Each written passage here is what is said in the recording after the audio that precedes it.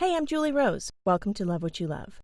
I'm an author, creator, and enthusiast, and I've always been fascinated by the things people are super into, because they're always a unique expression of curiosity and joy and wonder. So every week, I'll introduce you to another fascinating human who's into really interesting stuff. Welcome back, or welcome. I'm so glad you're here. And I don't know about you, but after this last week, I am in dire need of some happy and a little bit of an escape. Luckily, that's where Maxmiller comes in. Max is a self-professed history geek with a passion for food. His popular Tasting History YouTube channel has tackled everything from weird plague cures to medieval cheesecake to Civil War bread pudding and every history geek's favorite, garum. In this conversation recorded back in late June, we talk the Great British Bake Off, a fateful holiday party, brie as a diplomatic tool, and so much more. So find out why Max loves historical food and why you might learn to love it too.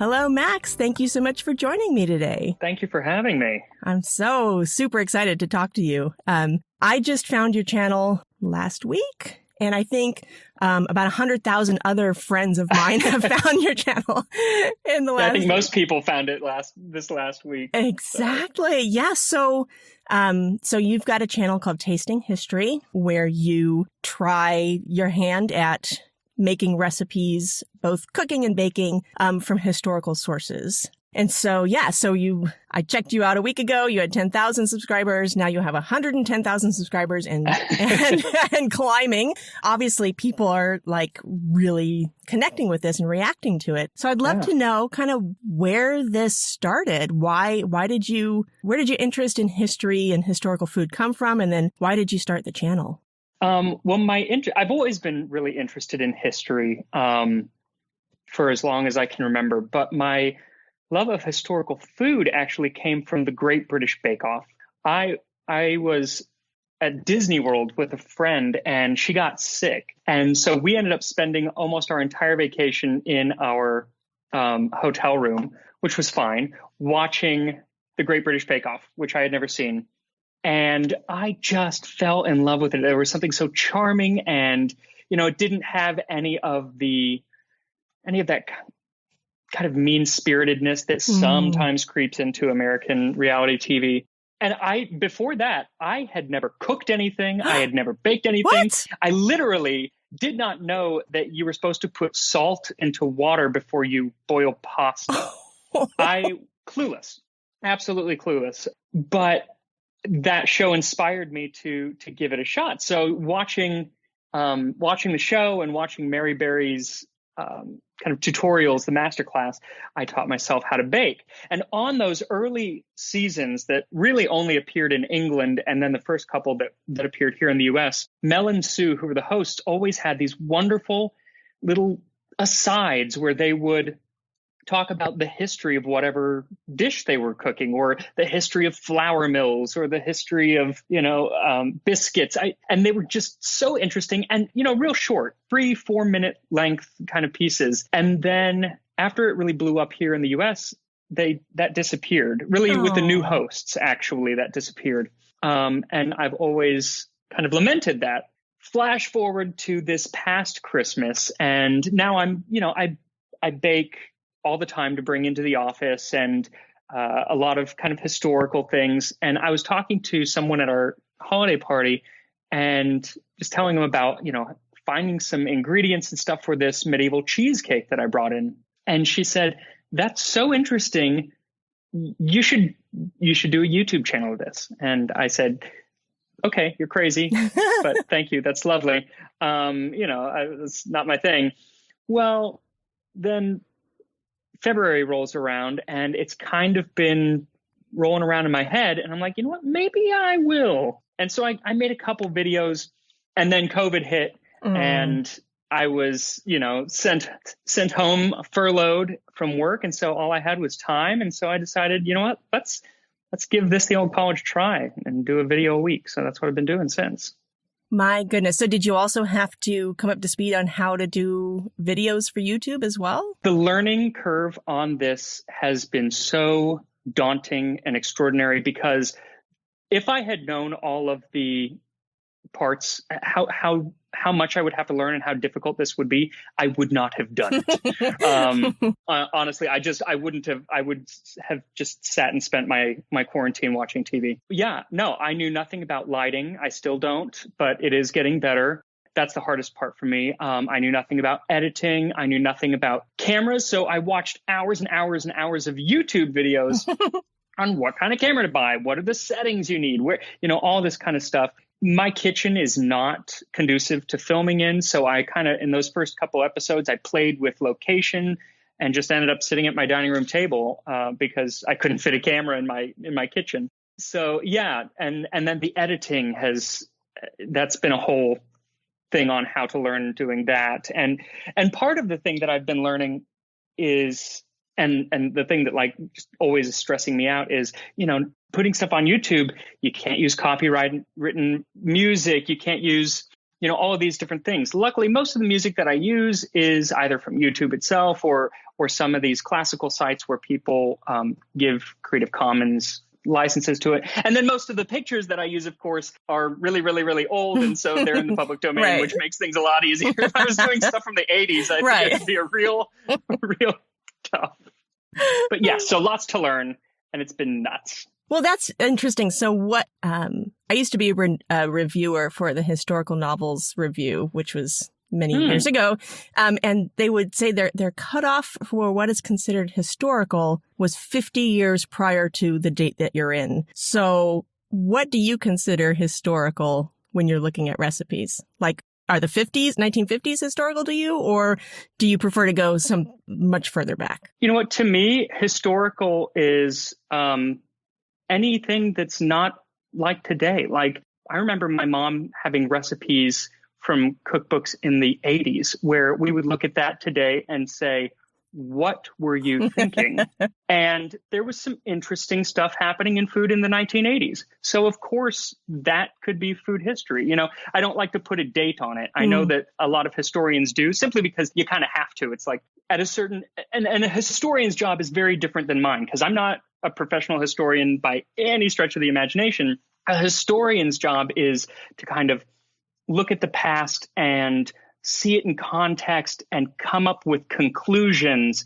And you really can't do that without having a certain amount of distance time-wise. I don't have to play by those rules, so I could go a lot later. That said, I'm not particularly interested in the 1980s. I am interested in the 1950s, especially food culture coming out of World War II, with all of the Spam and Jell-O and all of these different things that kind of came out of that era, plus all of the amazing new kitchen gadgets, the microwave. And I remember growing up, my grandparents still had their oven and stuff was from the 50s and early 60s. And you look at it now and it's a relic. And I think it's actually still in the house that my brother lives in. So, that is history. It's not what I'm focusing on right now, but who knows where I could go, Yeah. We'll and if you're able to do a video a week, obviously you've got 10,000 years of food history to choose from. So exactly. And 1,000 cultures. And that's really, I think, so far what I'm lacking in the show as well as in my expertise. I really have kind of stayed in Europe, and I want to branch out, but I think I need to find people who really know those cultures and know their cuisine. Because I think if I had to make a Japanese pot sticker, it would not turn out well at this point. So I want to learn from someone who knows how to do it. Right. Yeah, that'd be fascinating. I think, so what does the food that you're researching and creating, what are you learning about what it was like to live during those times? Are you kind of gleaning any insights about, connecting with the people who lived in those times? Yeah. That's exactly why I love it so much. So for me, kind of creating the episodes, that's my fun part. It's the research part. It's me learning, because my favorite thing to do in the world other than go to Disneyland, is to learn something new. And so really the show is not me teaching, it's me learning and then filming it. And one of the things that I learn is about the actual history of the food, or like I have an episode coming up that really it's not so much the history of a certain dish, but the history of a person who that dish is associated with. But then there's also the actual creating the dish and the tasting of the dish. Now, I try to make them accessible to the modern kitchen for the modern home cook. I'm not a really recreationist per se. I want you to be able to get these ingredients at most stores or whatever so you can make them. But even so, when you taste it, it's like an invisible line has just been created between your mouth and the mouth of, a Roman citizen 2,000 years ago. They tasted something like this, and now I'm tasting the exact same thing. So it's hard to imagine yourself as a French king in the 14th century. There's not a lot I have in common with these people in any way, except that we're white and human, and that's right. about it. Right. But what we do have in common is taste buds. They had taste buds. I have taste buds. We are going to be able to share a common experience separated by centuries. And I think that's fascinating. It is. It's fascinating. So now, did you study history? I mean, did you read historical fiction when you were growing up? Like, where did this come from? So I got really interested in history when I was young. We had these old Encyclopedia Britannica, and I used to just kind of flip through them as a little kid. And I remember, I don't know how old I was. I think I was probably about 6 or 7. My mother is an English teacher, so this helps. And I decided that I wanted to write a report, not for school, but just for fun. I wanted to write a report on Cornwallis's surrender at the Battle of Yorktown. And really, that's the earliest memory I have of loving history. So now, so you were a 6-year-old. And you were... I think I was 6. I might have been 7. Yeah. But I was really young. I was super young. You're interested in Cornwallis and Yorktown enough that you wanted to write a report about it, which is adorable. But what was it about... What was it in your child's brain that was like, wow, this is the coolest thing ever? I've always been able to imagine stories. As a little kid, I was always putting on puppet shows, and I would write and direct these shows for my poor family who had to sit through them and pretend to love them. and that's what history is. History is a story. It can get bogged down in dates and facts and stuff, and then it's not fun.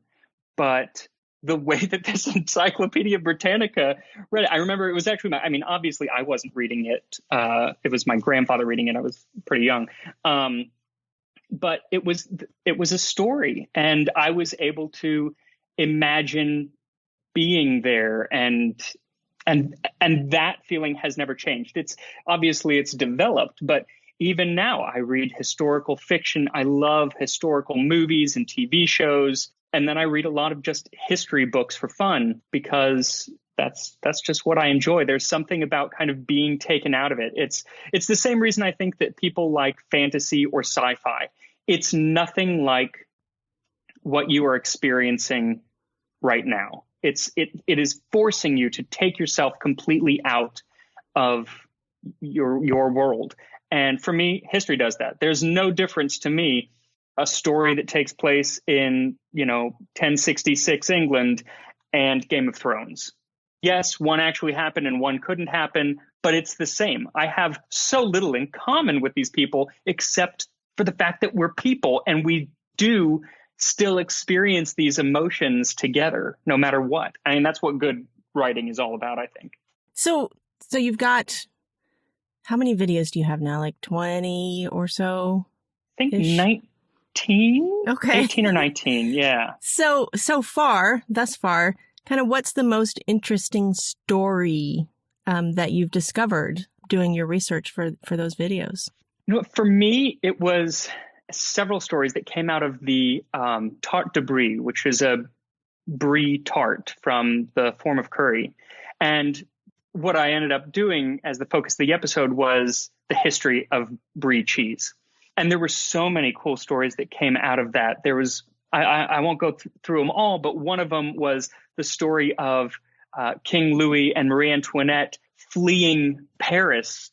And they end up stopping along the way. They keep stopping because they're fools and getting out and like introducing themselves to the peasants. They weren't even trying to hide. King Louis decides he needs a glass of wine and some brie cheese and ends up sitting at this kind of tavern. And of course, that's when they come and get him, the People's Army or whatever it was, and come and get him and take him back. So it's like, is that a history of the brie? No, but that's it's a little crumb, if you will, that kind of is part of this bigger story because everything is connected. Or the other story from that episode is the cheese contest. After the fall of Napoleon, there was the Congress of Vienna where all of the people in Europe came together to kind of reorganize Europe after Napoleon fell.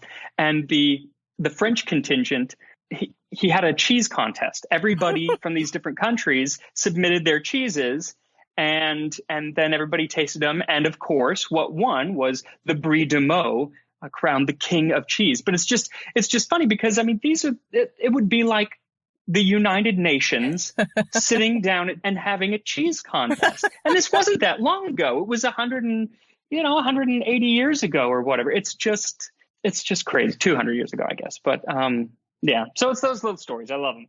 I love that. And so it's interesting because, I guess brie is still like the most popular cheese, or at least one of the most popular. One of them. Yeah. So do you think that our tastes have changed significantly in, from pre-industrial revolution to now? I mean, are there any like major changes that you've noticed so far? I mean, I'm not a scientist, so I couldn't say that our tastes have like physically changed in any way. I definitely think that we use sugar a lot more, and not just here in the US. We're number one when it comes to that, but every other country, I do feel like sugar is used a lot more than it used to be. So in the Middle Ages, you had the 99% of people who were eating probably fairly bland food most of the time. They would flavor it with some herbs and everything, but they did not have spices or anything. And then you had the 1% who were the kings and the dukes and the lords who had all of these spices, including sugar, coming in from, far, far away. And it would take months and months to get there. So it was really, really expensive.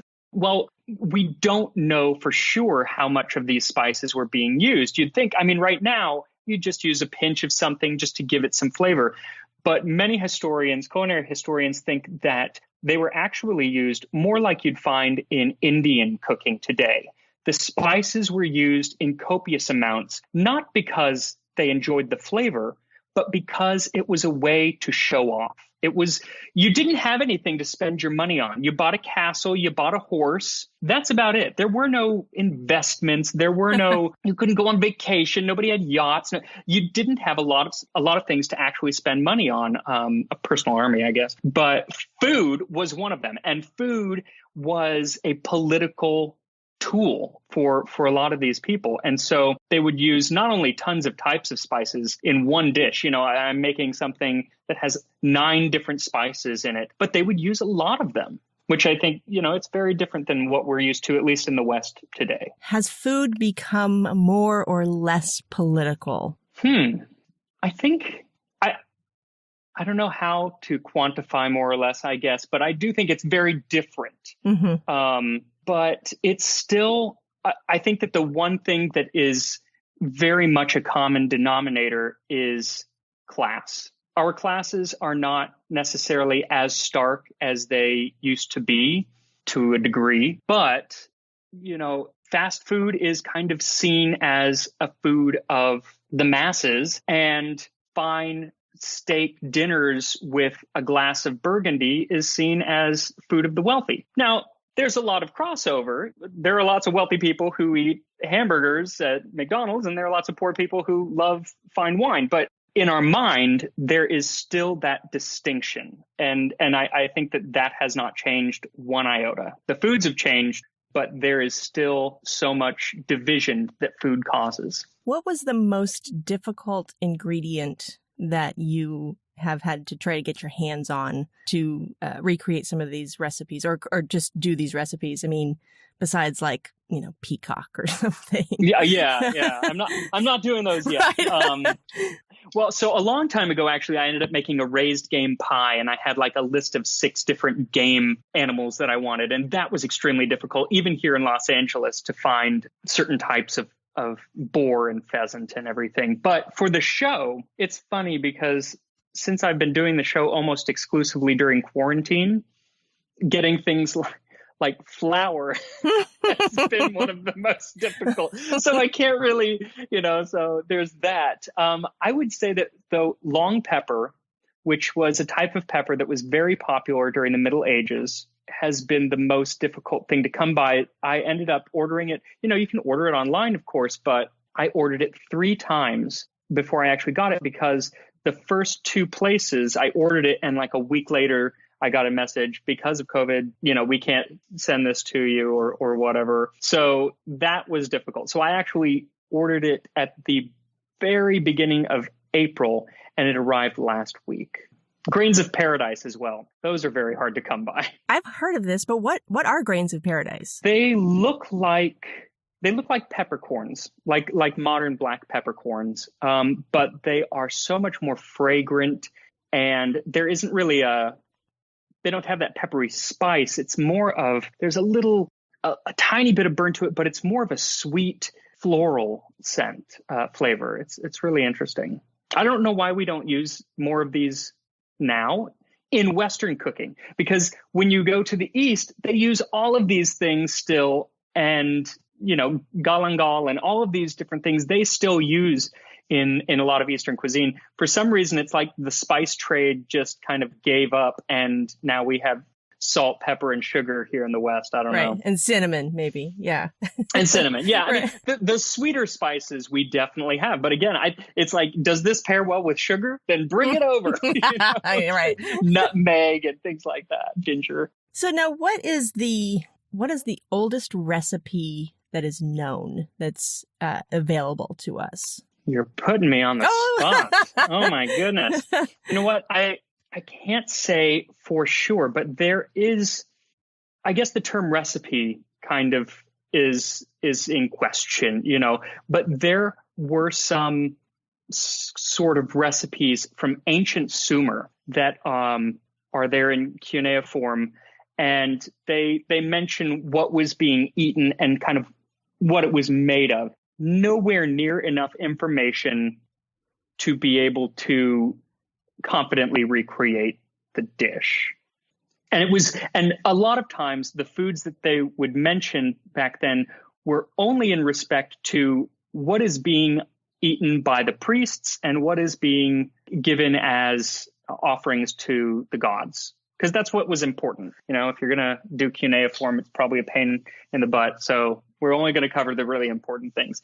And honestly, that has been one of the saddest things for me, is that I really want to explore other cultures, especially pre-Columbian American dishes and African dishes and pre-European Australia. And while we know some of what they ate, we really only know what they ate at the very, very end, right before the Europeans came. And we only know about it through a European lens, because they didn't write down recipes. It just wasn't something that was, I don't want to say that it wasn't important to them. It's just not something that they did. It was mostly verbally told. And so while we know what Cortez ate when he ate with the Aztecs, it's very, very colored through his eyes. And I don't know that that's fair. And then we have a lot of foods now that it's like, yes, this was definitely served 500 years ago in Africa. okay, but we don't know that it's exactly the same. What was in that African dish? How has it changed? Because surely it's evolved over the centuries, and there's just no record of how it's evolved. So it's kind of hard for me. Now, that said, I am sure that there are some amazing archaeologists and food historians out there who are trying to recreate these things using information that would not be available to me. And so hopefully, they publish these things and I can read them and recreate some of these dishes. And that actually brings up a question. So where do you find your sources, and, how do you choose what your next recipe is going to be? I find my sources.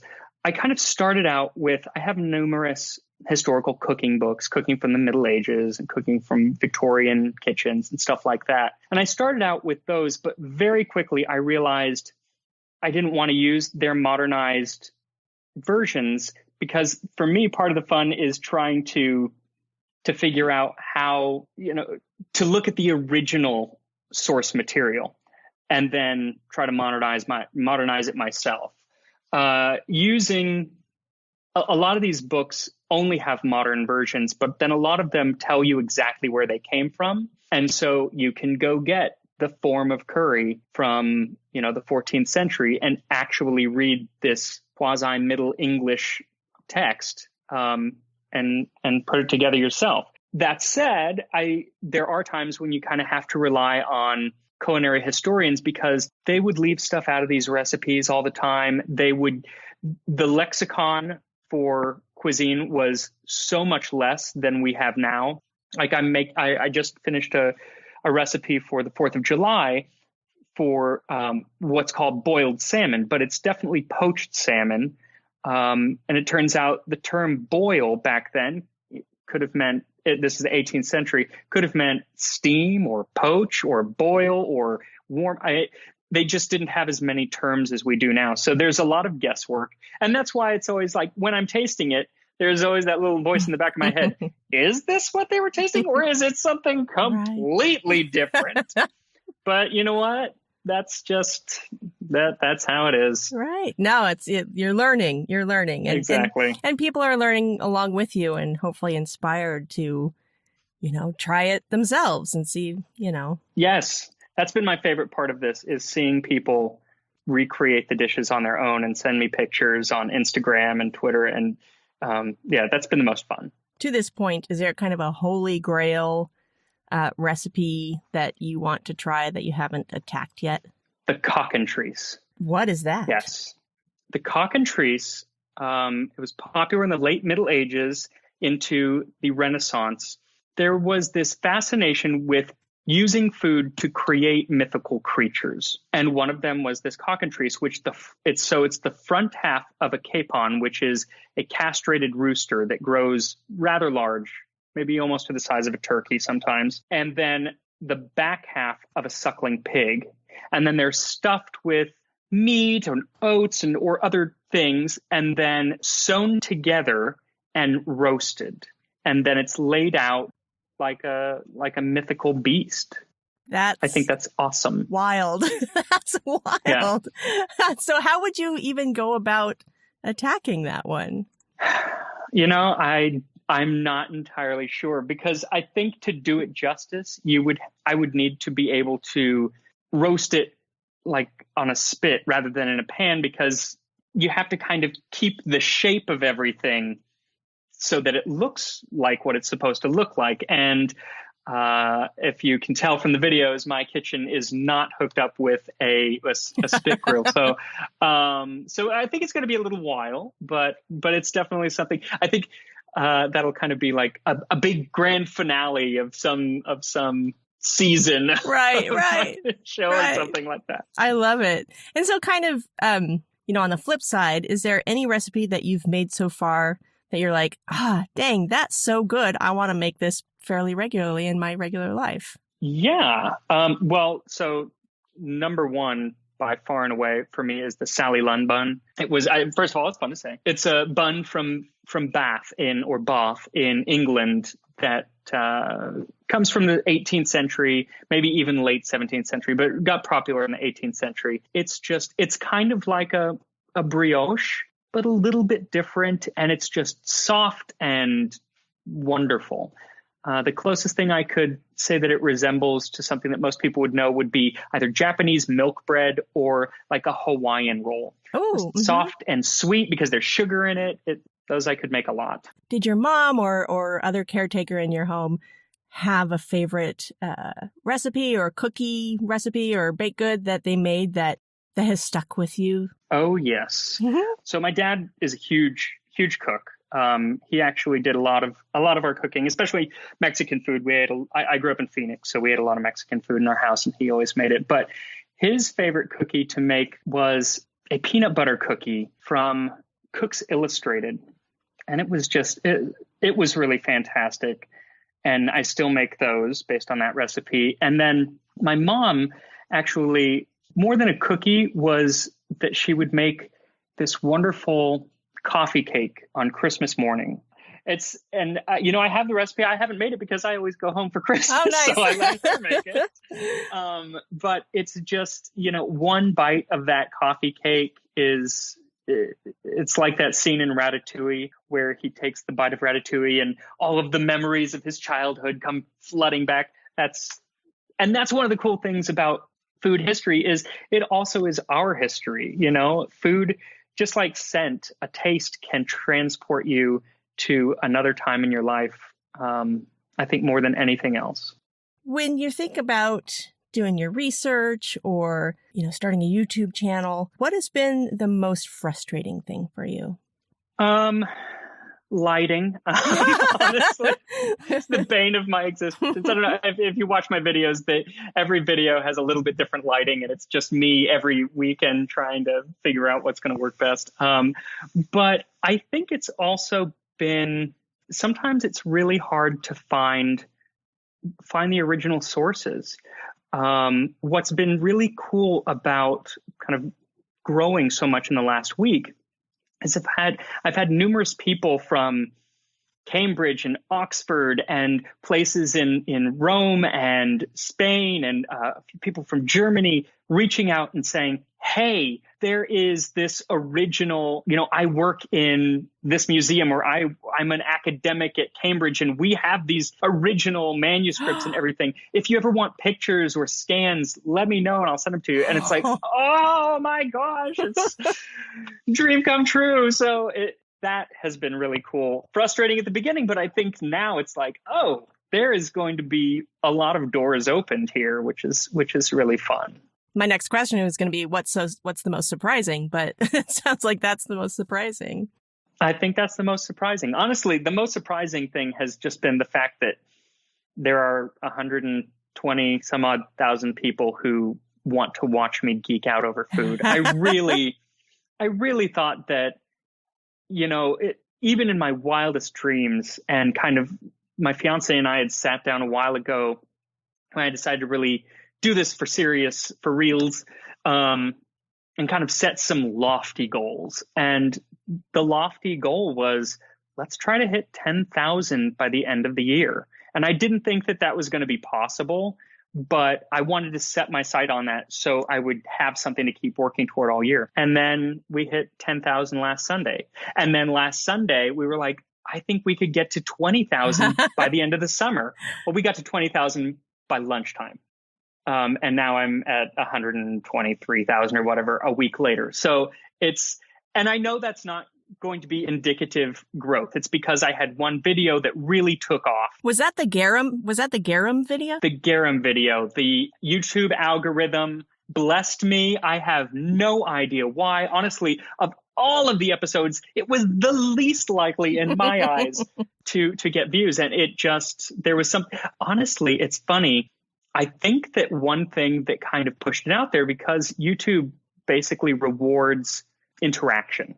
And while I get lots and lots of positive feedback and it's wonderful, that video, more than any other, got a lot of criticism. Oh. And it's because I didn't make the traditional several month-long fermented garum. And I discussed that at the very beginning of the video. I say, I'm not making this because I have neighbors and I will, and I have a fiance who I want to keep around, and it smells like death. And garum factories were made to be far, far away from cities because of the odor. What the video is me using still a 10th century recipe from Byzantium that is a quick version of garum. And so I'm like, if this was sanctioned by the Byzantine court as garum, we can do it and not feel guilty. However, when I talk about the history is still going to be about that original garum, the fermented garum. This is clearly something different. And that just set some people off. They were so not pleased with the fact that I didn't destroy my neighbors' lives for 2 months with rotting fish in the backyard. But like I said, I don't know that that's what it was, but something set the algorithm off, and I'm sure glad that it did.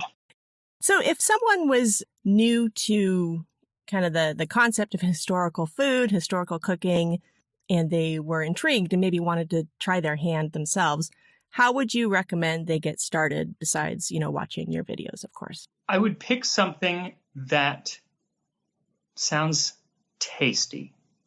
Because as cool as it is to create some of these more interesting dishes that are fascinating because they seem out there and far from what our palate would enjoy, there's a lot of work that goes into them. And if you are rewarded with something that you take a bite of and then throw away, you might not go back for a second round.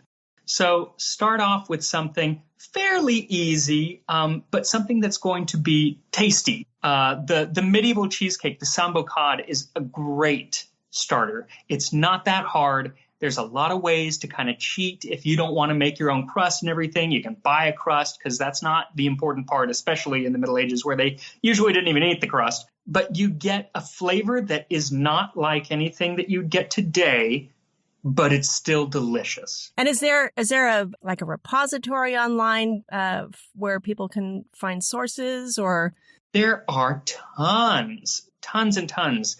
There are obviously lots of wonderful historical cookbooks that you can get, but online, if you just look up, if you want to start with medieval, just look up medieval recipes. There's a wonderful website called goodcookery.com that has just hundreds of modernized recipes. But the cool thing is they usually also give you the original recipe, so you can kind of put them side by side and say, oh, okay, so whoever put this modernized recipe together thinks that they're going to use this much sugar when the recipe just says put sugar on it, So it's really hard to go straight from the original manuscript.